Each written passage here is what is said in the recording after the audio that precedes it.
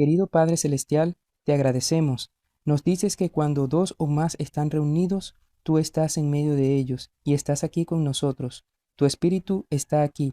Por eso solo te estamos pidiendo, Señor, un derramamiento especial de tu Espíritu mientras Steve habla sobre este tema. Y Señor, que seas glorificado y nos des oídos para escuchar lo que tienes que decir. Oramos en el nombre de Jesús. Amén.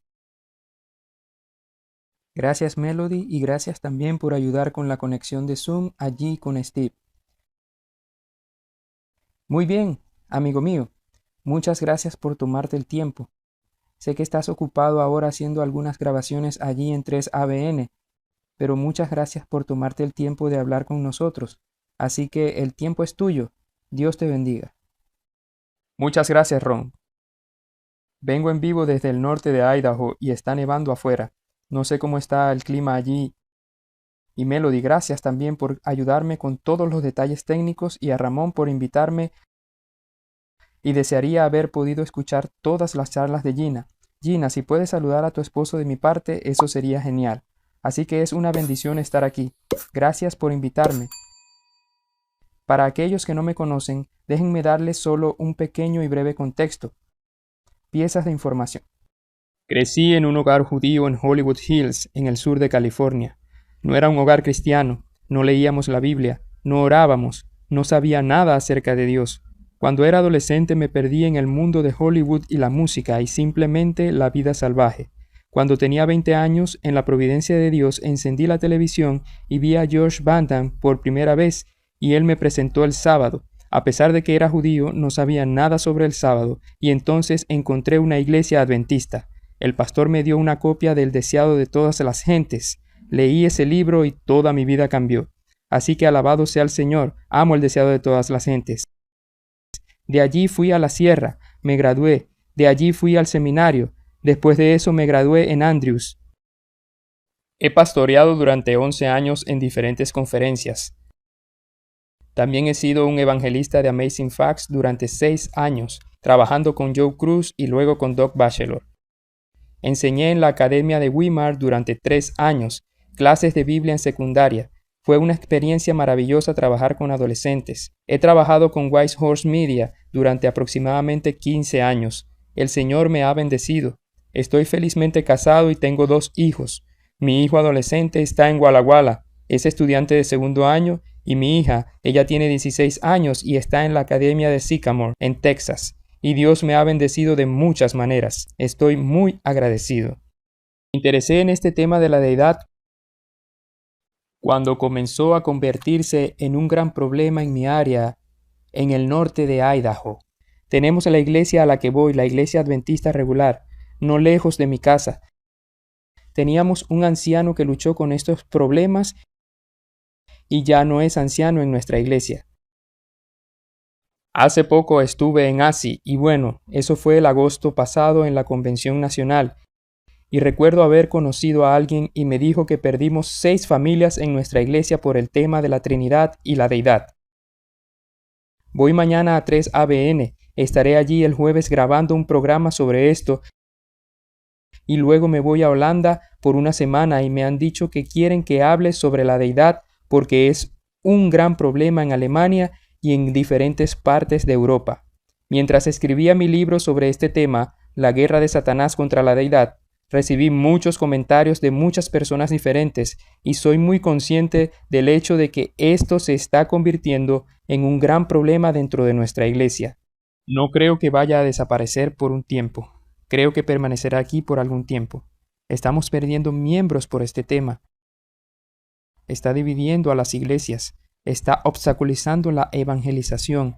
Nuestros esfuerzos por llegar a nuestras comunidades a veces se están descarrilando porque las iglesias están tan atrapadas en las discusiones y en la controversia sobre este tema. Hay una iglesia no muy lejos de donde vivo que fue cerrada. La conferencia cerró la iglesia porque la iglesia estaba en el medio de una terrible controversia sobre ese tema. El movimiento antitrinidad es muy fuerte. En muchos lugares tienen líderes, tienen oradores, tienen sus propias iglesias, tienen sitios web, tienen canales de YouTube, tienen videos y muchas veces nuestros miembros no están preparados para los argumentos que se les están presentando de parte del grupo antitrinitario, porque simplemente no tienen el trasfondo, no conocen lo suficientemente bien sus Biblias, no comprenden la historia adventista, y muchas veces se ven absorbidos de estas diferentes iglesias y estos videos, etc. Así que creo que la mayoría de ustedes probablemente sepan que este es un gran problema que está creciendo. Ahora que he pensado en el tiempo que tengo aproximadamente 45 minutos para hacer una presentación y luego responder preguntas. He decidido que, con suerte, será valioso para ustedes darles un poco de trasfondo histórico que nos lleva a donde estamos hoy. Y quiero comenzar con un documento que tengo aquí, y este es lo que llamamos los principios fundamentales de 1872 de la Iglesia Adventista del Séptimo Día. Como todos sabemos, pasamos por el gran chasco, y luego, a medida que pasó el tiempo, aprendimos sobre el sábado y gracias a las visiones de Elena de White y el estudio de la Biblia, elaboramos las diferentes enseñanzas de la organización y el mensaje de salud, y diferentes cosas. Así que en los años 1870, los líderes de nuestra iglesia redactaron un documento llamado Los Principios Fundamentales de 1872. Estos se repitieron en 1889 y quiero comenzar con esto porque les brinda un trasfondo importante, y estos principios fundamentales tienen un preámbulo que es muy importante en el comienzo, antes de que se enumeraran las diferentes doctrinas de nuestra iglesia. Y esto es lo que dice el preámbulo. Bueno, al presentar al público esta sinopsis de nuestra fe, esto es lo que nuestros pioneros colocaron.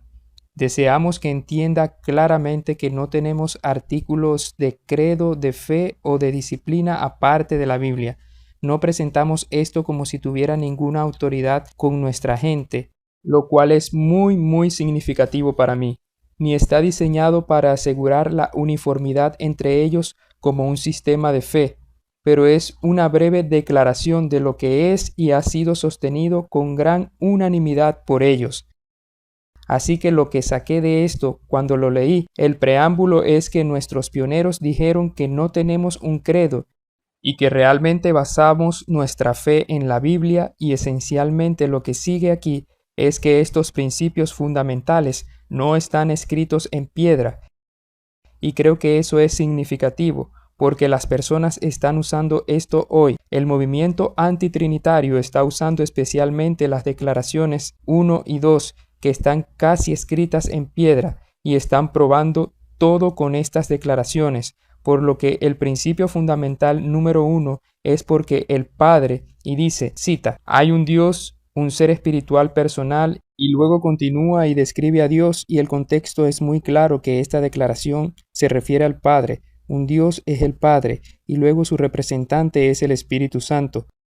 Ahora, esta declaración realmente no entra en muchos detalles sobre el Espíritu Santo, solo dice que Él es el representante del Padre, y luego la creencia fundamental número 2, o el principio fundamental número 2, es que hay un Señor, Jesucristo, el Hijo del Padre Eterno, por quien Dios creó todas las cosas. Y al leer esta declaración, es una buena declaración, pero en realidad no dice nada acerca de que Jesús sea completamente igual al Padre, Jesús siendo Dios. Mi punto es que en 1872 los pioneros declararon que había un Dios, que era el Padre, y que el Espíritu Santo era su representante, y que Jesús es el Hijo de Dios. Pero fue más bien, la declaración fue bastante vaga cuando se trata del Espíritu Santo, y también es bastante vaga sobre la plenitud de la deidad de Jesús. Ahora, a medida que pasó el tiempo, como en las décadas de 1840, 50, 60, 70 y 80, donde aprendimos sobre la justicia por la fe, o al menos una visión más profunda durante la era de 1880 y más allá, lo que sucedió fue que el movimiento adventista avanzó, y vemos que a lo largo de nuestra historia nuestros pioneros fueron pioneros y siguieron adelante y avanzaron. Fue en gran medida a través de la influencia del espíritu de profecía especialmente en la época en que se escribió el libro El deseado de todas las gentes, y luego también durante la crisis de Kellogg a principios de 1900, que a través del espíritu de profecía y a través del estudio de la Biblia, Dios continuó guiando la nave y desarrolló el movimiento adventista para tener una comprensión más clara del Padre y el Hijo y el Espíritu Santo. A principios del siglo XX, Kellogg publicó su libro El Templo Viviente, y Elena de White dijo que ese libro contenía el alfa de herejías mortales y que era en gran medida una herejía del panteísmo, que se estaba abriendo camino en la Iglesia.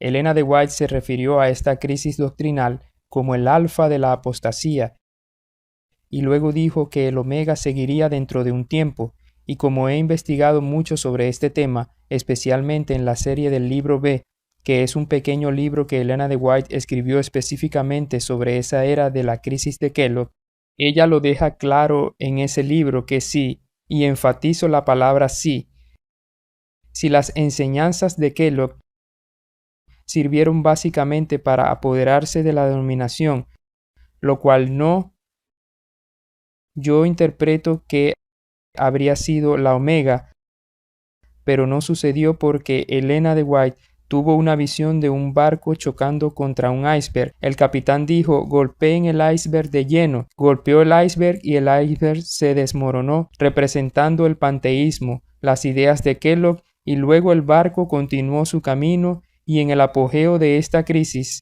Elena de White aclaró su entendimiento y el entendimiento de Dios, y realmente fue el Espíritu Santo guiando su mente. Ella aclaró lo que Kellogg enseñaba y luego cuál era la verdad, y esta es una cita de la serie B en mi libro que según entiendo estarán recibiendo cuando termine mi charla, y en la página 73 de mi libro esto es lo que dijo Elena de White.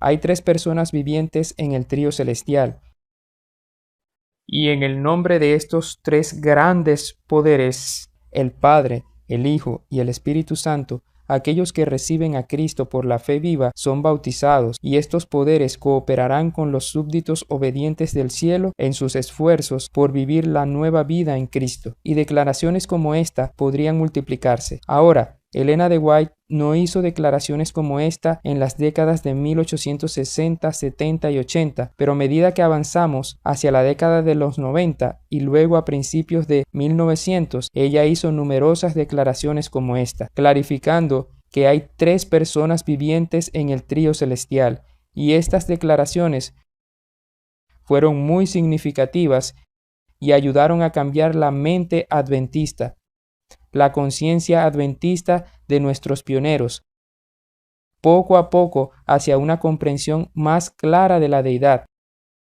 Y como mencioné en 1872, la visión básica era que hay un Dios que es el Padre y que el Espíritu Santo es su representante, y en el número 3 está que Jesús es su Hijo. Allí es donde estaban los pioneros en 1872 y en 1879, pero a medida que avanzamos hacia la década de 1890 y principios de 1900, el espíritu de profecía y el estudio de la Biblia aclararon estos temas aún más claramente, y esto es lo que cambió nuestra iglesia para una comprensión más completa de este tema. Ahora, déjame ir a las creencias fundamentales de 1980. Así que vamos desde 1872 hasta 1980, y tengo una copia aquí y puedes buscar fácilmente en Google. Puedes buscar en Google Principios Fundamentales de los Adventistas del Séptimo Día de 1872. Puedes buscarlo fácilmente en Google, las creencias fundamentales de la Iglesia de 1980, y estoy seguro de que las conocen bien, y todo esto es parte de la controversia sobre la deidad que quiero aclarar a medida que avanzo. Ahora, esta declaración de 1980 también tiene un preámbulo, y esto es lo que dice ese preámbulo. Los adventistas del séptimo día aceptan la Biblia como su único credo y sostienen que ciertas creencias fundamentales son las enseñanzas de las Sagradas Escrituras, que es similar a 1872. Estas creencias, tal como se establecen aquí, constituyen el entendimiento de la Iglesia y la expresión de las enseñanzas de las Escrituras. La revisión de estas declaraciones se puede esperar en una sesión de la Asociación General, cuando la Iglesia es guiada por el Espíritu Santo a una comprensión más completa de la verdad bíblica o encuentre un mejor lenguaje para expresar las enseñanzas de la palabra de Dios. Y mientras estaba investigando sobre este tema, me sorprendió cómo la Declaración de 1872 da cierta libertad para el crecimiento, y luego básicamente decir que esto no está escrito en piedra. Al igual que la Declaración de 1980, da un margen de mejora. Como dicen, el espacio más grande del mundo es el espacio para mejorar. Esta declaración dice que es posible que en una sesión de la Conferencia General el Espíritu Santo lleve a la Iglesia a usar un mejor lenguaje y a tener una mejor manera de expresar las enseñanzas de la palabra de Dios. Y para mí, la razón por la que esto es importante es que la gente está usando la Declaración de 1872 casi como la ley de Dios. Todo está siendo probado por eso. Y creo que es un error, porque los pioneros no tenían la intención de que la Declaración de 1872 fuera de esa naturaleza, e incluso la Declaración de 1980 todavía da espacio para el crecimiento. En otras palabras, no está escrito en piedra. Esto es lo que creemos, que estos son las expresiones de nuestras doctrinas, pero todavía hay espacio para que el Espíritu Santo aclare las cosas a medida que avanzamos. Cuando vamos a la creencia fundamental número 2, y este es realmente el punto candente, cuando se trata de la controversia antitrinidad, comienza al menos en la parte superior. Aquí dice que el número 2 es la Trinidad, el número 1 son las Sagradas Escrituras, el número 2 es la palabra Trinidad. Déjame hacer un par de comentarios sobre la palabra Trinidad en sí. No es ningún secreto que si buscas en Google la Trinidad, tal como lo entienden los católicos romanos, obtendrás un montón de especulaciones. La visión católica romana de la Trinidad es muy diferente a la visión adventista. Y desde su punto de vista, puedes fácilmente mirar esto en línea, buscarlo en catholicanswers.com, y básicamente dicen que desde su punto de vista, la visión católica hablan acerca del Padre y luego del Hijo, quien eternamente está siendo generado del Padre, sea lo que sea que eso signifique. Y también hablan del Espíritu Santo, expirado por el Padre y el Hijo, sea lo que sea que eso signifique. La visión católica es bastante especulativa, y nuestros pioneros, allá por las décadas de 1860 y 70, etc., se opusieron a la Trinidad católica debido a su naturaleza especulativa. Ahora, en la Iglesia Adventista vemos el término de manera diferente, y es interesante. Aquí hay una declaración de 1906 donde S.N. Haskell, quien fue uno de nuestros pioneros, y eso fue en el surgimiento de la crisis de Kellogg, Haskell dijo lo siguiente: la doctrina de la Trinidad es verdadera cuando se entiende correctamente. Por lo que sea, esta declaración perspicaz enfatiza el hecho de que hay una comprensión falsa de la Trinidad y hay una verdadera comprensión de la Trinidad. La visión adventista de la Trinidad es que hay tres personas en el trío celestial que están unidas en uno, y no entramos en la comprensión especulativa de los católicos. Ahora, aquí está la declaración de la creencia fundamental número 2, una declaración específica sobre lo que creemos. Dice el número 1, dice que hay un Dios y luego hay dos puntos: Padre, Hijo y Espíritu Santo, una unidad de tres personas coeternas. Así que esa es nuestra declaración, y he leído esta declaración muchas veces, y estoy seguro de que tú lo has hecho. Y déjenme darles mi opinión a partir de mi investigación sobre esta declaración. Definitivamente estoy de acuerdo con la declaración en principio.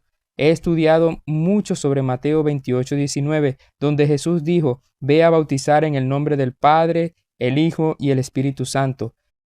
Primera de Juan 5:7, hay tres que dan testimonio en el cielo: el Padre, la Palabra y el Espíritu Santo. Estos tres son uno. Está Jesús cuando fue bautizado. Él es el Hijo que salió del agua. El Espíritu Santo descendió sobre él y el Padre habló desde el cielo diciendo: Este es mi Hijo amado, en quien tengo complacencia. Y para mí, de todo mi estudio, está claro para mí que en principio podemos ver al Padre, el Hijo, el Espíritu Santo, las tres personas vivientes en el trío celestial. Pero aquí está el tema, y les estoy dando estos antecedentes para ayudarles a entender lo que está contribuyendo a alimentar esta controversia antitrinidad dentro del adventismo. Mientras miro esta declaración, veo que está implícita en las Escrituras, pero no hay un simple, claro y explícito "así dice el Señor". Esas palabras son exactamente como esta declaración está hecha, y por eso veo que podemos ver el peso de la evidencia, y Ellen de White ciertamente habla sobre el peso de la evidencia, pero también habla de cómo debemos exigir un "así dice el Señor" para nuestros preceptos, y debido a que no tenemos un claro y específico "así dice el Señor" que usa las palabras exactas en la creencia fundamental número 2, lo que está sucediendo es que los antitrinitarios están teniendo un apogeo sobre esto. Están haciendo un gran problema de esto y están usando esto para poner a la gente de su lado. Ahora, mi convicción mencioné que la declaración de 1872 nunca debería considerarse inamovible, y creo que personalmente la declaración de 1980, si bien es buena, todavía puede ser potencialmente mejorada. Si el Espíritu Santo, como dice el preámbulo, guía a la Iglesia para afinar el lenguaje, ahora permítanme, en esta luz, permítanme compartir con ustedes los 4 errores principales que son parte del movimiento antitrinitario. Y creo que con este trasfondo que les he dado de 1872-1980, esto ayudará a aclarar esto más y lo que he enumerado en mi libro en el último capítulo. Así que aquí están los 4 errores que los antitrinitarios están impulsando, y esto es lo que está causando esta controversia. Creencia número 1. Ellos creen que Dios el Padre es el único verdadero Dios exclusivo aparte de Jesucristo. Creen que Jesús es el Hijo de Dios. Apoyan firmemente los principios de 1872. Dicen que solo el Padre es Dios, y esto es lo que se ha transformado en lo que podríamos llamar el movimiento del único Dios verdadero. Y hay mucha gente por ahí que son parte de esto. Y mientras miro esto, tengo todo tipo de versículos bíblicos en mi libro sobre la idea de que solo el Padre es el único Dios verdadero y no Jesús. Esto realmente eleva al Padre, pero baja al Hijo. Y veo eso como un gran problema. Y Jesús dijo en Juan 8:58, antes de que Abraham fuera, yo soy. Y la frase yo soy nos lleva a la zarza ardiente, y claramente era la voz de Dios que le habló a Moisés y le dijo: quítate los zapatos porque estás en tierra santa. Ahora estás en presencia de Dios, y hay muchos versículos en la Biblia y el espíritu de profecía que apoyan que Jesús es completamente Dios. Error número 2 que ellos creen. Número 1. Solo el Padre es Dios, no el Hijo, o al menos el Dios verdadero. Y el número 2 es que Jesús, porque es el unigénito Hijo de Dios, unigénito, interpretan eso en el sentido de que Jesús tuvo un comienzo en algún lugar de la eternidad. Ahora, en el deseado de todas las gentes, Ellen de White tiene muy claro que ese no es el caso, y en el deseado de todas las gentes, página 530, ella dijo que Jesús tiene vida no prestada, no derivada, original en sí mismo, que unigénito no significa que tuvo un comienzo, en realidad significa que es único, es el único Hijo de Dios.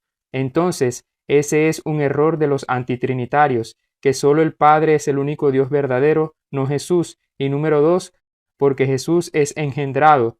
Por lo tanto, Él tuvo un principio. El número 3, su tercer error, es que el Espíritu Santo, porque el Espíritu Santo es el Espíritu de Dios y el Espíritu de Cristo.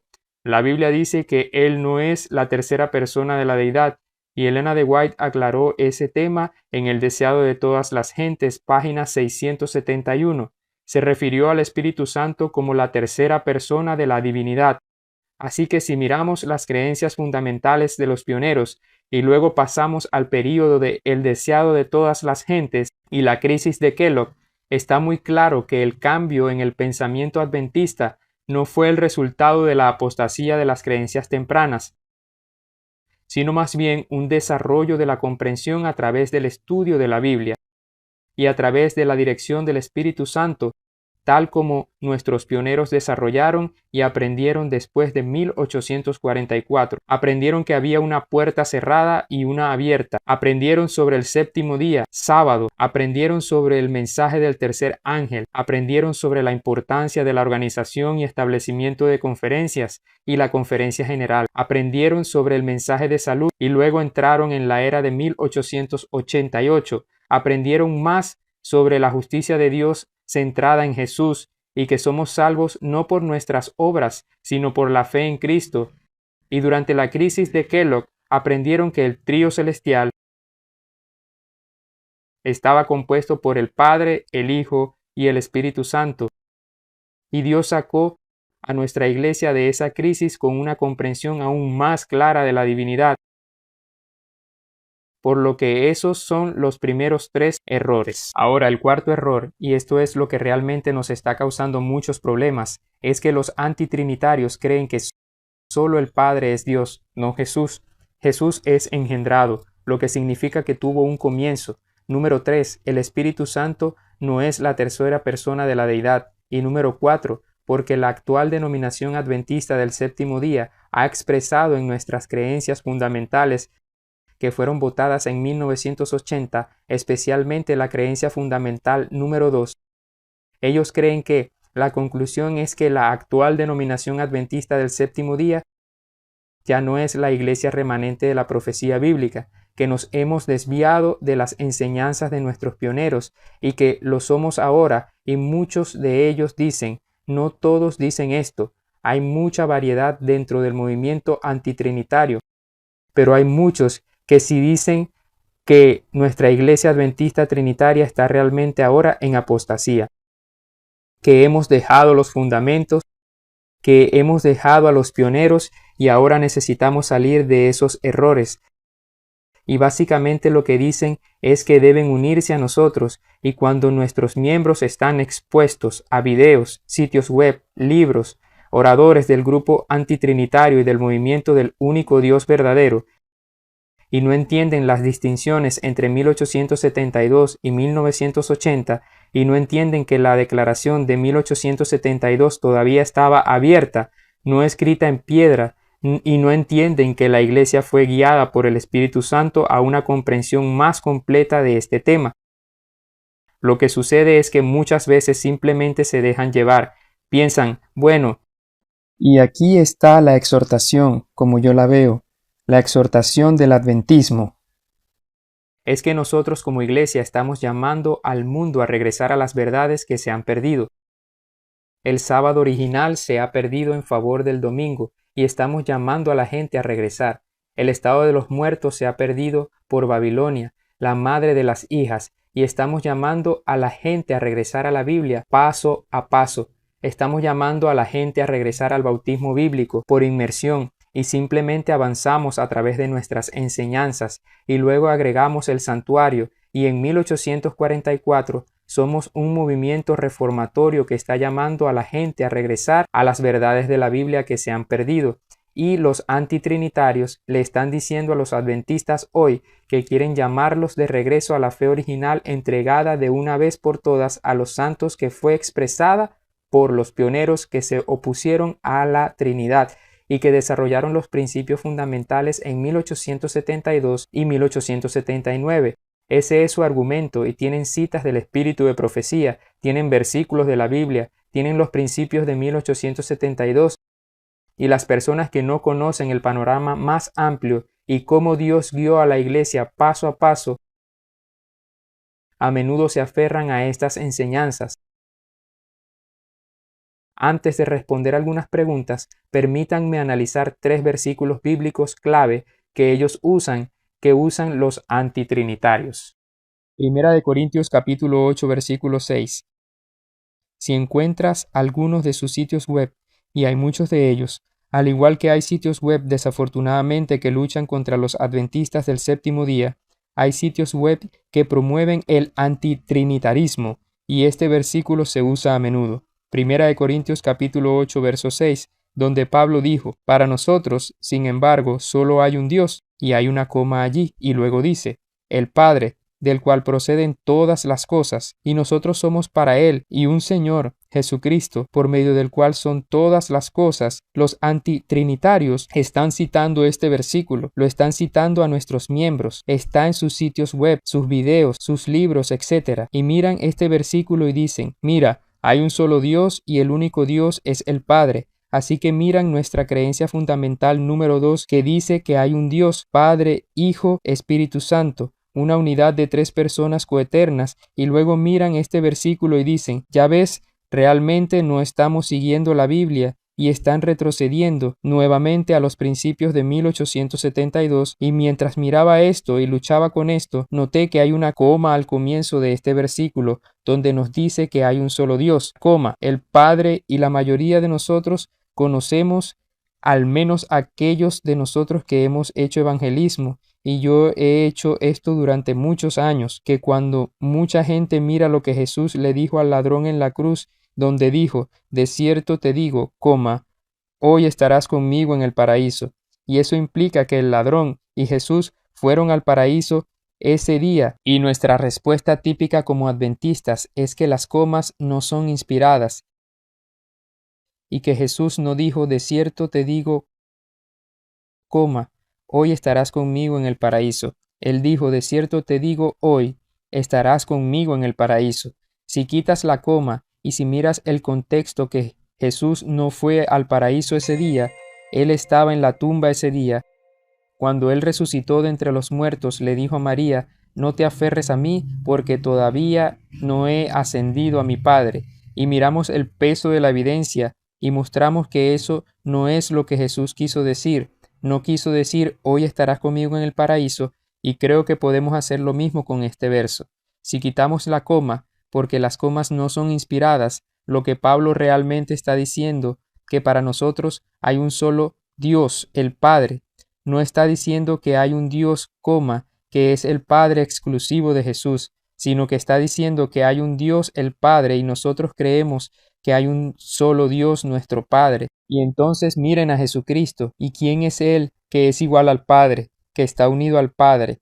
Yo y mi Padre somos uno, dijo Jesús. Y entonces creo que este versículo se puede entender más claramente quitando la coma, que es lo que hacemos con respecto al ladrón en la cruz. Ahora, el siguiente texto es Efesios 4, verso 6. Este versículo es otro de sus textos pilares, donde Efesios 4, verso 6 dice que Pablo dijo que hay un Dios y Padre de todos, el cual es sobre todos y por todos y en todos. Y están usando este versículo en contra de la creencia fundamental número 2, y están diciendo que los pioneros tenían razón en 1872. Tienen razón, solo hay un Dios, es el Padre, Jesús es su Hijo, el Espíritu Santo es su representante, y por eso usan ese texto. Entonces, ¿qué hacemos con este texto? Aquí está mi respuesta. Cuando miras los 3 versículos que están aquí sobre la unidad, el versículo 4 dice que hay un cuerpo, y sabemos que un cuerpo se aplica a la iglesia,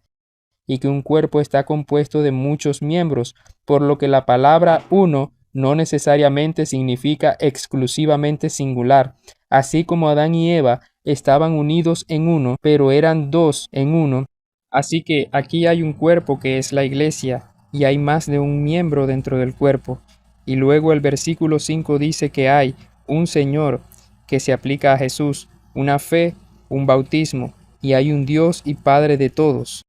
Ahora, si tomas un Dios y Padre de todos para excluir, si usas la palabra Dios para aplicarlo al Padre, lo cual no creo que sea bíblico, pero si haces eso, entonces solo hay un Dios y Padre de todos, y como solo hay un Dios, Jesús no puede ser Dios, porque solo hay un Dios, si le das exclusivamente ese significado.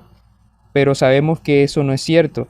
Y luego, cuando dice que hay un Señor que se aplica a Jesús, si tomas esto en una interpretación exclusiva, entonces un Señor significa que el único Señor es Jesús. Por lo tanto, el Padre no puede ser el Señor.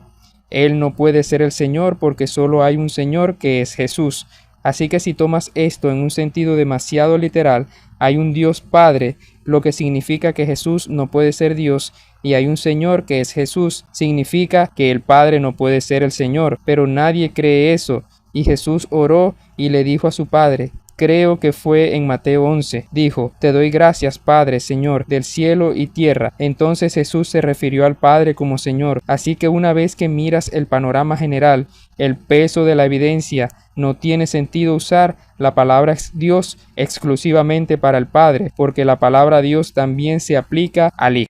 Juan 1:1 dice, en el principio era el Verbo, y el Verbo era con Dios, y el Verbo era Dios. Entonces la palabra Dios se aplica al Hijo tal como se aplica al Padre, por lo que este versículo se está malinterpretando a la luz del panorama más amplio. Así que ese es el segundo texto que se está usando. Ahora probablemente el texto madre es Juan 17:3. Y estos son los versículos que los antitrinitarios están usando para dividir nuestras iglesias y para dividir y alejar a los miembros del adventismo, o al menos de nuestra denominación actual. Juan 17, verso 3. Este es el texto madre. Jesús dijo, y esta es la vida eterna, que te conozcan a ti, el único Dios verdadero. Esta es la oración de Jesús antes de morir. Y la gente mira esto y dice, ahí lo tienes, el Padre es el único Dios verdadero. Y vi un sitio web antitrinitario que cita este versículo en letras grandes y dice un Dios, o al menos citando este versículo, el único Dios verdadero. Eso es lo que era el único Dios verdadero. Y las palabras, el único Dios verdadero, eran muy grandes. Y luego abajo dice, y Jesucristo, a quien has enviado. Y las palabras, esas palabras eran pequeñas. Y esa es la misma idea de el Padre arriba, Jesús abajo, el único Dios es el Padre. Letras grandes. Y luego está Jesús en letras pequeñas. Y creo que esto no es lo que Jesús está diciendo aquí. Él dijo, y esta es la vida eterna, que te conozcan a ti, el único Dios verdadero, y a Jesucristo, a quien has enviado. La pregunta es, ¿cuál es la relación entre el Hijo y el Padre? Ahora, aquí hay un punto clave. Cuando lees este versículo con atención, Jesús no está diciendo que la vida eterna viene solo al conocer al Padre. Cuando miras el contexto completo, realmente está diciendo que la vida eterna viene de conocer al Padre y al Hijo. Eso es lo que dice, que esta es la vida eterna, para que te conozcan a ti, el único Dios verdadero, y a Jesucristo, a quien has enviado. Entonces, si alguien quiere tener vida eterna, tiene que conocer al Padre y al Hijo, no solo al Padre. Y otra vez, cuando comparas esto con Juan 1:1, la escritura es muy clara. En el principio era el Verbo, y el Verbo era con Dios. Y ese Dios debe ser el Padre, y Él debe ser el único verdadero Dios. Pero entonces piensa en ello. En el principio era el Verbo, y el Verbo estaba con el único Dios verdadero, y el Verbo era Dios, lo que significa que Él también es el único Dios verdadero.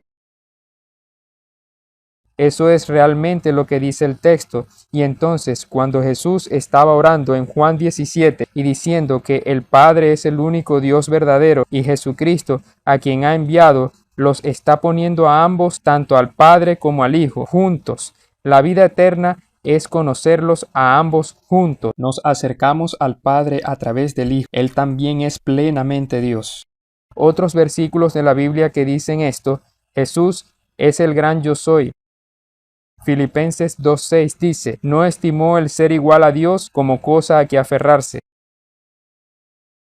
En Hebreos 1, el Padre dice al Hijo, tu trono, oh Dios, es por los siglos de los siglos, dura por los siglos de los siglos. Y Hebreos 1:3 dice, el Hijo es la representación exacta del Padre. Y hay una cita del Espíritu de Profecía, no la tengo frente a mí, pero ella dice que el Padre y el Hijo son poco menos que idénticos. y por eso es un error enfrentar al Padre contra el Hijo y levantar al Padre y rebajar al Hijo. Y Jesús dijo en Juan, creo que es Juan 5, dijo que todos los hombres pueden honrar al Hijo tal como honran al Padre.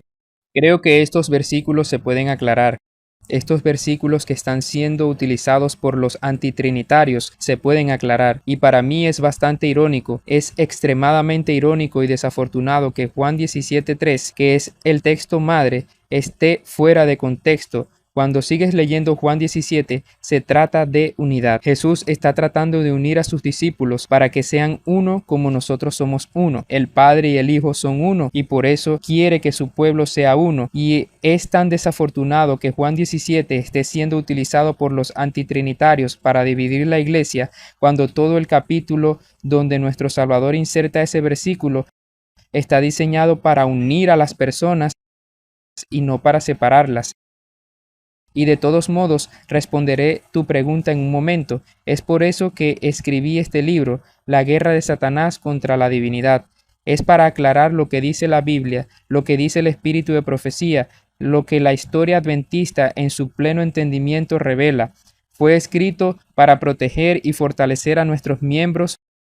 Fue escrito para iluminar a los antitrinitarios, al menos aquellos que están abiertos a echar otro vistazo a los versículos que usan y su comprensión de la historia. Y en última instancia, en el último capítulo, es muy claro que se llaman tres ángeles unidos en todo el mundo y que la razón por la que Dios ha levantado a la iglesia adventista del séptimo día es para dar los mensajes de los tres ángeles a todo el mundo, centrados en Jesús, para exaltar a Cristo, para exaltar el evangelio. Necesitamos estar unidos. Para poder hacerlo, necesitamos estar organizados, necesitamos estar unidos, necesitamos tener un enfoque en los tres ángeles, y no es el plan de Dios que su iglesia esté dividida en 1 Corintios 8:6, Efesios 4:6 y Juan 17:3, como lo que está sucediendo en el movimiento antitrinitario. Y finalmente, Elena de White también sacó a relucir esto muy claramente en El deseado de todas las gentes, en sus escritos, que lo que le da a la cruz su poder salvador, es que el que colgó de la cruz es completamente Dios, es completamente igual al Padre, es el autor junto con el Padre de la ley, y por lo tanto, en lugar de ser un ser creado muriendo en la cruz, que no pagaría por los pecados del mundo, es Dios. Realmente es Dios en la forma de su Hijo, quien pagó el precio en el Calvario, y es por eso que Jesús es suficiente para pagar todos tus pecados, para pagar mis pecados. Alabado sea el Señor. Sea lo que sea que hayamos hecho ahora, sea lo que sea que hayamos hecho, sin importar cuán malos hemos sido, no importa cuántos pecados hayamos cometido, Jesucristo pagó completamente por todos esos pecados, y su gracia es suficiente para salvarnos a ti y a mí, porque Él no es un ser menor, Él es Dios mismo, Él es el Hijo de Dios y Él es Dios. Eso es lo que dice la Biblia, y su muerte es suficiente para pagar por todos nuestros pecados, por lo que mi esperanza y oración es que el pueblo de Dios se unirá tanto como sea posible y dará su mensaje al mundo unido para que podamos regresar a casa, a una tierra mejor. Así que espero que eso haya sido valioso para ustedes, y creo que tenemos aproximadamente media hora para preguntas, así que estoy listo para esas preguntas.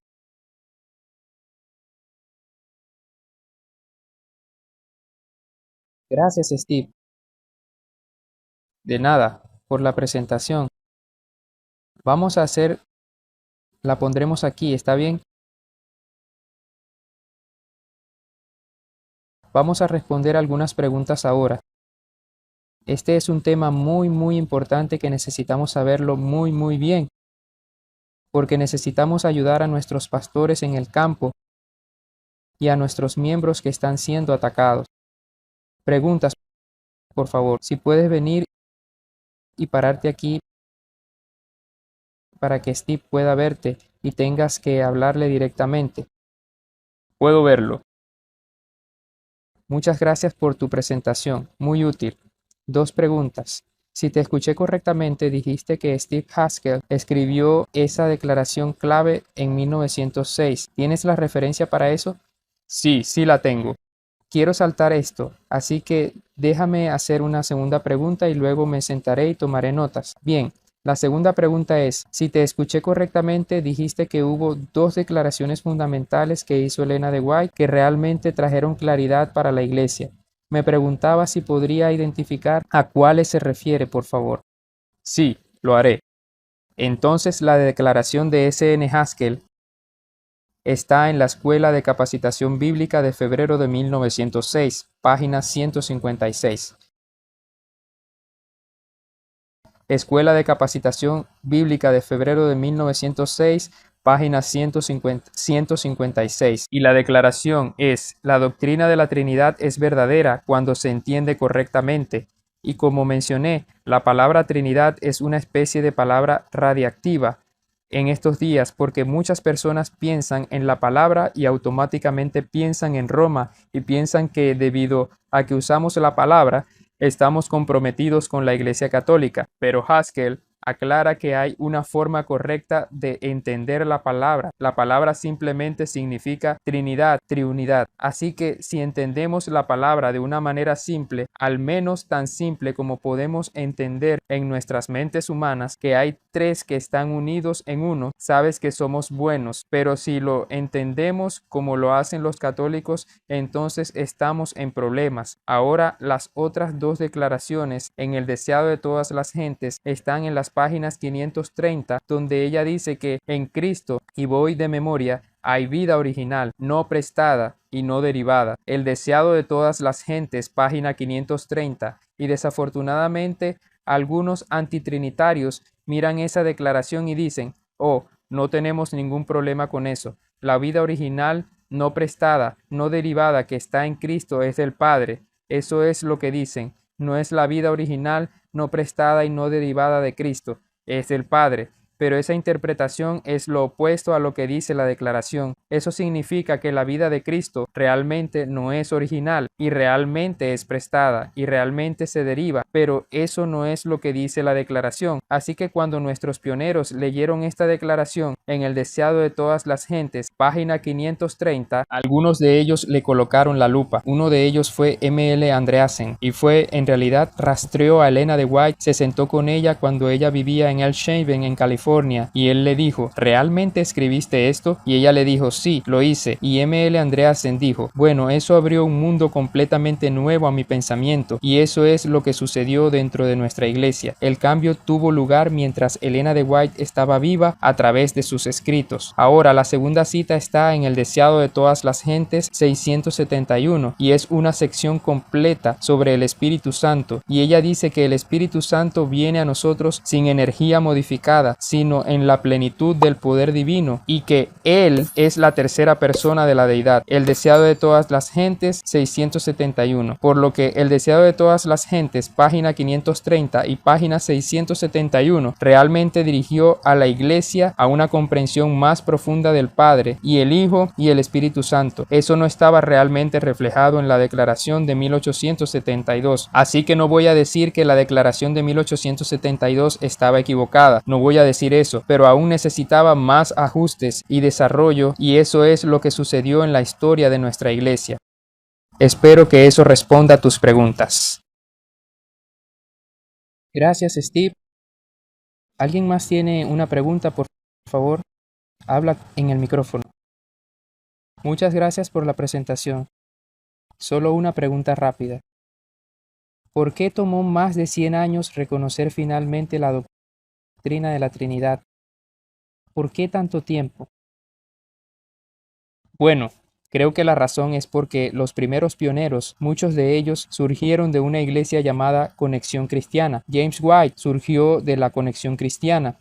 Es interesante que William Miller era bautista, era un fuerte trinitario.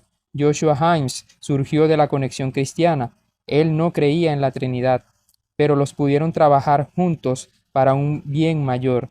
Y porque los primeros adventistas, muchos de ellos eran de la Conexión Cristiana, no creían en la Trinidad y especialmente se oponían a la Trinidad católica, y en la década de 1850, 60 y 70 habían muchos de nuestros adventistas que se oponían a la Trinidad.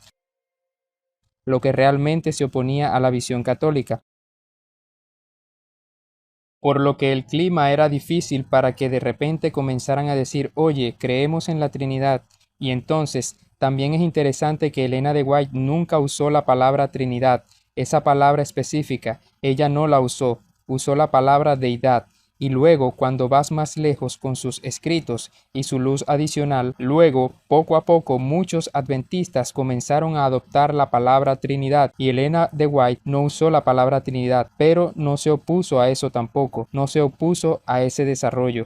Ella simplemente aclaró sus declaraciones del trío celestial, el Padre, el Hijo y el Espíritu Santo, tres personas vivas. Wilcox en 1913, creo que fue, él hizo una declaración en la reseña, refiriéndose especialmente a las creencias de los adventistas del séptimo día, y se refirió a nuestra visión de Dios como la Trinidad o la Deidad.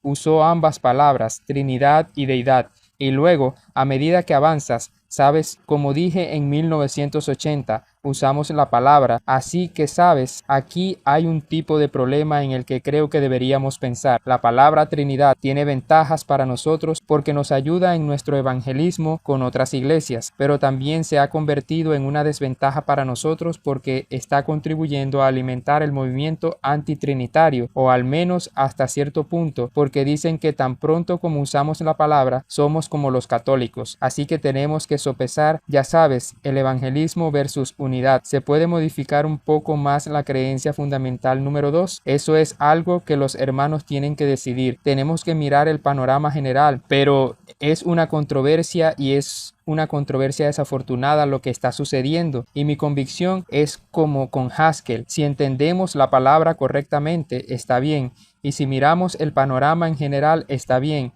y si no la interpretamos como lo hacen los católicos, donde te apegas a la Biblia, eso es lo que necesitamos, lo que debemos hacer. Así que supongo que para responder a tu pregunta, ¿por qué tomó 100 años? Porque la luz progresa lentamente, como en Proverbios 4:18 dice, el camino de la justicia es como la luz resplandeciente, brilla cada vez más hasta el día perfecto. Lutero nunca entendió el sábado. Tomó 300 años desde la época de Lutero para llegar al adventismo, donde el sábado se convirtió en un mensaje, porque la luz de Dios crece progresivamente en la mente del pueblo de Dios. Así que espero que sea una buena respuesta. Muchas gracias. Tenemos otra pregunta por aquí. Si puedes acercarte al micrófono aquí. Gracias. Muchas gracias por tu presentación. Quería que nos dieras más luz sobre un ejemplo que me he encontrado con gente que intenta usar para convencer a la gente acerca de las tres divinidades. Es un ejemplo simple, pero a veces tengo un pequeño problema con eso. Es un huevo. A veces la gente quiere hacerlo de una manera tal vez en el que alguien que no tiene un alto nivel educativo, para que pueda entender qué es la Trinidad, explican que la Trinidad es como un huevo. Sí, he oído eso. Sí, entonces no sé qué piensas sobre eso. Solo quiero... Sí, gran pregunta. Gracias. Y no lo hice porque estamos en un cronograma, ¿sabes? Hay tantas partes móviles en este tema y solo puedo algunas cosas. Pero en Job 11, verso 7, ¿descubrirás tú los secretos de Dios?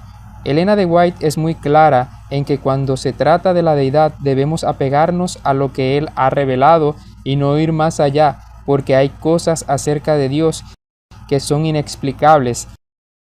Y ella también dice que debemos tener mucho cuidado de no tratar de explicar el Padre, el Hijo y el Espíritu Santo a la luz de las ilustraciones humanas, porque estamos realmente degradando y rebajando a Dios cuando tratamos de ponerlo en nuestras pequeñas y bonitas cajas. Una caja. Y entonces he escuchado esa ilustración del huevo, y muchos antitrinitarios usan el hecho de que hemos usado la ilustración del huevo y ellos usan esto contra nosotros. Y mi sensación es, dejemos que la Biblia permanezca donde está. No vayamos más allá. No intentemos explicar a Dios de una manera que no está revelada. por lo que no usaría la ilustración del huevo. Solo quiero ceñirme a la inspiración y detenerme ahí. Deuteronomio 29:29 dice que las cosas secretas pertenecen al Señor, pero las cosas que han sido reveladas nos pertenecen a nosotros y a nuestros hijos para siempre. Elena de White es muy clara en que la naturaleza del Espíritu Santo es un misterio y que no debemos tratar de especular y definir lo que es indefinible. Ella dice que Él es la tercera persona de la deidad y estoy bien con eso. Cuando miras las Escrituras, es muy claro.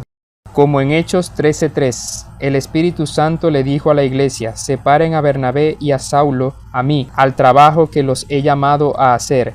Así que está muy claro que el Espíritu Santo es un yo. Jesús dijo: Él os guiará a toda la verdad. Él no hablará de sí mismo, así que sabemos que Él es la tercera persona de la deidad, pero no podemos entender su naturaleza, y no lo pondría en un huevo. Esa es mi opinión. Gracias, Steve. Y Patrick, si puedes venir al micrófono, por favor. Muchas gracias, Steve. Interesante observación sobre cómo tal vez parte de lo que sucedió es que estamos cosechando lo que hemos sembrado, porque hemos creado en nuestros miembros la idea de que nos estamos reformando todo el tiempo, por lo que siempre habrá reformadores en nuestra iglesia. Y la forma en que a menudo hacemos nuestra hermenéutica es lanzarnos textos unos a otros, y quien arroje la mayor cantidad de textos gana la discusión en cierto sentido. ¿Hay alguna manera en que podamos hacer esto de manera diferente? ¿Tienes una idea? ¿Hay alguna manera en que podamos abordar cómo enseñamos a nuestros miembros, cómo respondemos a cosas como esta de una manera diferente, en lugar de simplemente ¿puedo citar más a Elena de White o más textos? Sí, gran pregunta. Las guerras nunca nos llevarán a ninguna parte. Realmente necesitamos enseñar a nuestros miembros más sobre Jesús y el equilibrio y realmente la humildad. Me refiero a los medios de comunicación de White Horse y mi propia vida personal. La humildad se ha convertido en un gran problema en mi vida. Jesús dijo: aprended de mí porque soy manso y humilde de corazón, y encontrarán descanso para sus almas. Efesios 4 habla de la unidad del Espíritu en el vínculo de la paz, conectado con la mansedumbre, por lo que sí, debemos enseñar a nuestros miembros que somos reformadores, pero no que deben andar por ahí tratando de reformar a todos todo el tiempo. Jesús dijo: ¿por qué miras la astilla en el ojo de tu hermano y no ves la viga en tu propio ojo? Acabamos de hacer una serie completa aquí en White Horse Media sobre el mensaje a la Odisea, que está diseñado para ayudarnos a corregirnos individualmente para que podamos tener el oro, la fe y amor, las vestiduras blancas de su justicia y la vista del Espíritu Santo. Así que no creo que haya una respuesta fácil a tu pregunta. Creo que a través de la educación y las Escrituras y Cristo y sus enseñanzas y humildad, creo que muchos de estos problemas se pueden resolver. Ya sabes, pero estamos lidiando con el diablo y él es un divisor y dividió el cielo. 1/3 de los ángeles fueron con él. Él crea controversia, es un polemista. No es como dijo Jesús: bienaventurados los pacificadores porque serán llamados hijos de Dios, y bienaventurados los mansos porque heredarán la tierra. Así que en última instancia creo que estamos tratando principalmente con un problema de carácter. ¿Están nuestros caracteres convirtiéndose en el tipo de personas con las que es fácil llevarse bien? Como dijo Santiago, fáciles de tratar, llenos de misericordia y buenos frutos. Así que cuanto más podamos educar a las personas sobre el carácter y la humildad de Jesús y cómo se cumple la ley en el amor, nos damos cuenta de que ganar una discusión no es lo más importante. Necesitamos ganar un alma. Necesitamos ganar sus corazones, y la única forma en que podemos hacerlo es a través de la humildad y a través del Espíritu Santo. Gracias. Sí, esto es muy importante. Hay otra pregunta. 2 preguntas más. Por favor, ¿puedes venir, pastor?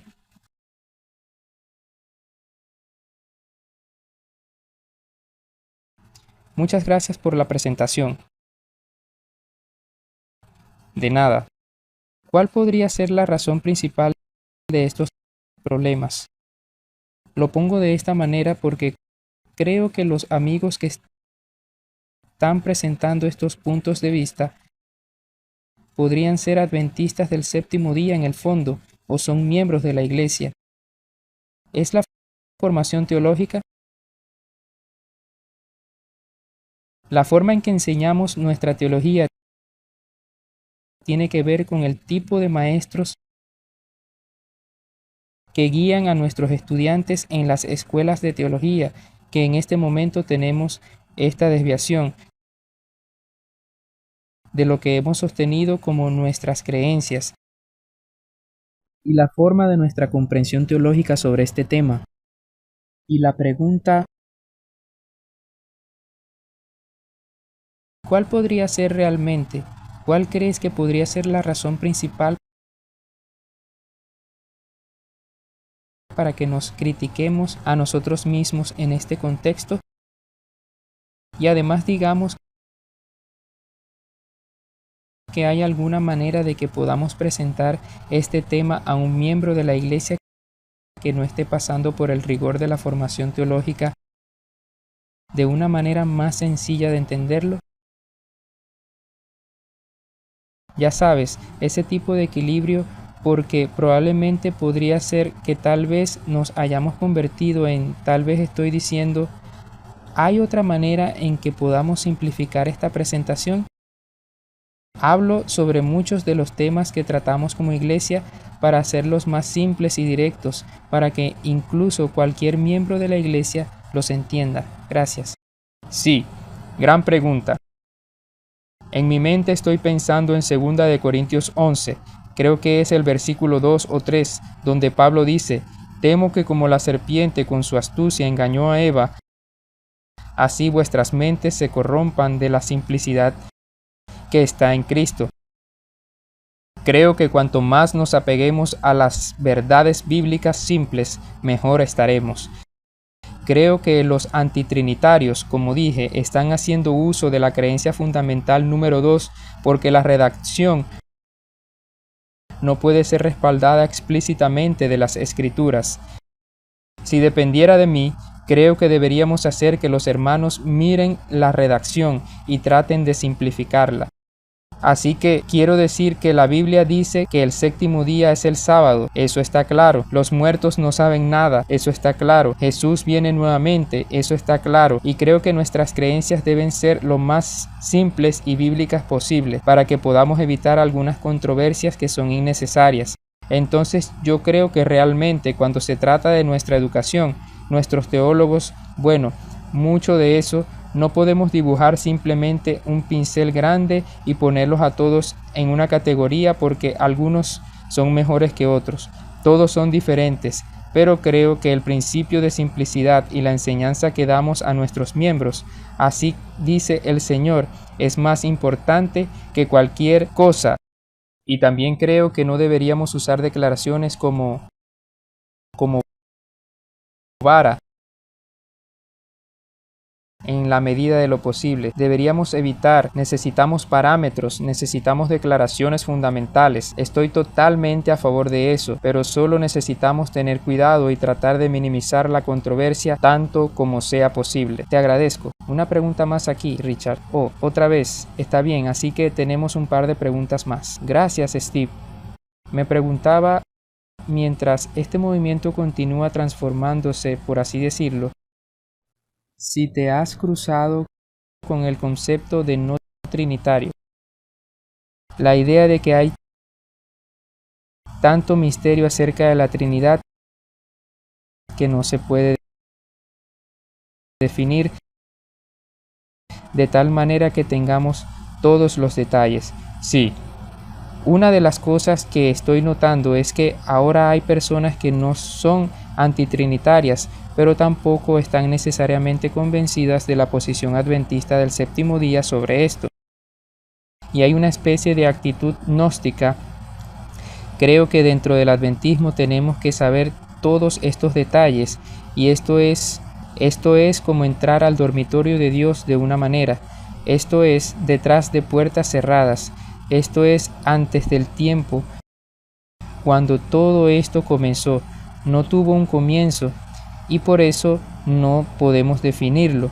¿Se está dando cuenta de que hay no trinitarios dentro de la iglesia adventista? Esa fue mi pregunta. Oh, sí, definitivamente hay un hombre en particular con quien he estado dialogando. He estado dialogando con bastantes personas en diferentes lados de esta valla, y una persona en particular se refiere a Elena de White como no trinitaria. Ella no era antitrinitaria, nunca se opuso a la Trinidad, ella nunca escribió sobre la Trinidad, ella nunca usó esa palabra, ni a favor ni en contra.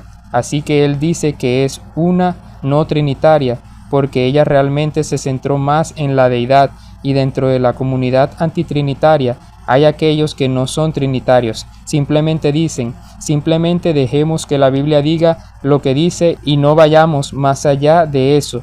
Y hay muchos dentro de este grupo que están en nuestras iglesias, son cooperativas, aman la iglesia. Hay un hombre en particular que conozco que perdió su trabajo porque él luchó concienzudamente con la redacción de la creencia fundamental número 2 y perdió su trabajo por esto, y es un príncipe, y él y yo dialogamos juntos. Todavía va a nuestra iglesia, todavía apoya a nuestra iglesia, pero ha perdido una posición de liderazgo porque concienzudamente no puede estar de acuerdo con el lenguaje que para él va más allá de lo que dice la palabra. Así que creo que es mejor que nos quedemos con el lenguaje de la Biblia tanto como podamos y le demos a algunas personas libertad. Hay no trinitarios que simplemente dicen, oye, ya sabes, simplemente no vayamos más allá de las escrituras, y estoy bien con eso, siempre y cuando la gente no esté produciendo división y quieran que estemos juntos. Apoyan a la iglesia, como los medios de comunicación White Horse. Somos un ministerio de apoyo de la Iglesia Adventista del Séptimo Día. Apoyamos a la iglesia, somos parte de la iglesia y la gente necesita tener esa actitud. Y si la tienen, si concienzudamente no ven algunos de los detalles, deberíamos tener libertad para eso. Creo.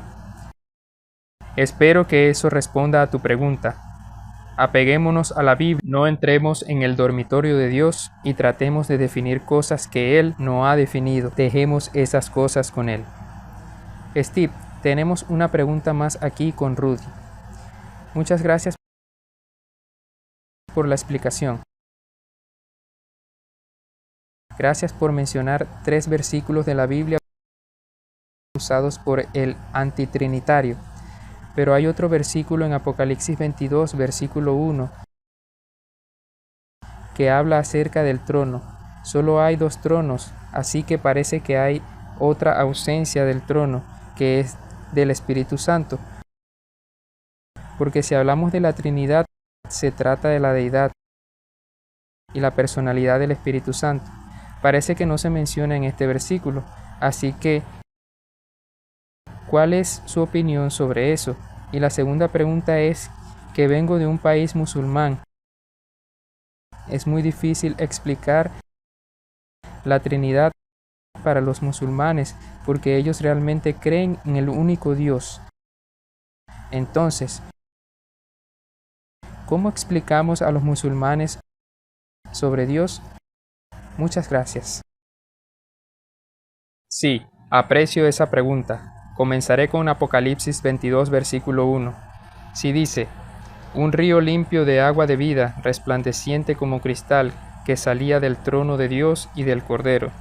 Y cuando vemos Apocalipsis, no vemos un tercero, no vemos al Espíritu Santo sentado en el trono. Y la gente a veces hace uso de eso, pero en el mismo capítulo, en el versículo 17, dice, y el Espíritu y la novia dicen, ven. Al final de cada mensaje a las 7 iglesias, Jesús dijo, el que tiene oído, oiga lo que el Espíritu dice a las iglesias. Apocalipsis 14:13. El Espíritu Santo dijo, sí, dice el Espíritu, descansarán de sus trabajos, porque sus obras con ellos siguen. Así el Espíritu Santo está muy activo en el libro de Apocalipsis, pero es cierto que no se le representa sentado en un trono. Pero Elena de White dice que cuando lleguemos al cielo, todos nos postraremos y adoraremos al Padre, al Hijo y al Espíritu Santo. Entonces mi sentimiento es, simplemente acepto Apocalipsis 22, versículo 1, acepto el versículo 17, acepto todos estos versículos y obtendremos más aclaraciones cuando lleguemos al cielo. Apeguémonos a la palabra, aunque no entendamos todos los detalles en lo que respecta a los musulmanes, sabemos que trabajar con musulmanes es ventajoso para nosotros. No les decimos, al menos muchas veces decimos, no les digas que eres cristiano, diles que eres adventista del séptimo día, porque cuando piensan en los cristianos, piensan en los católicos. Cuando piensan en los adventistas del séptimo día, piensan en las personas que no comen puerco como ellos, y tenemos cosas en común con ellos. Creo que deberíamos enfatizar las cosas que tenemos en común, minimizar las cosas que no, y cuando se trata de la deidad, no creo personalmente que usaría esa palabra Trinidad porque trae a la mente católica y lo que los católicos han hecho y la visión católica. Creo que es mejor que nos ciñamos el lenguaje de la Biblia y trabajemos con ellos en ese nivel y simplemente tratemos de guiarlos hacia la Escritura. Ellos sí creen en Jesús, así que mostrémosles las profecías cómo se cumplieron en Cristo y su muerte y su resurrección, y la salvación es solo a través de Él y la obtenemos. Elena de White dice que es un buen trabajo trabajar con mentes y que necesitamos enfatizar las cosas que tenemos en común y luego guiarlas más hacia la verdad bíblica. Amén. Muchas gracias, Steve. Démosle una mano a Steve. Muchas gracias. De nada. Alabado sea el Señor. Hermano Brown, ¿puedes venir? Queremos orar por Steve, su familia y su ministerio. Coloquémonos de pie mientras oramos y oramos por Steve y su ministerio. Por favor, gracias. Oremos. Padre Celestial, la Biblia dice, mira qué bueno y qué agradable es cuando los hermanos y hermanas habitan juntos en unidad. Señor, te damos gracias por el cuerpo de Cristo y Señor, oramos para que este mensaje sea el mensaje que tú quieres que nosotros compartamos en todo el mundo. Oramos por la unidad dentro de nuestra iglesia, mientras nuestros miembros intentan traer la verdad a todo el mundo. Así que por favor, bendiga esta conferencia, bendiga a Steve en su trabajo y únanos con cuerdas que no se puedan romper para que la gente sepa la verdad debido a nuestro amor mutuo. En el nombre de Jesús. Amén.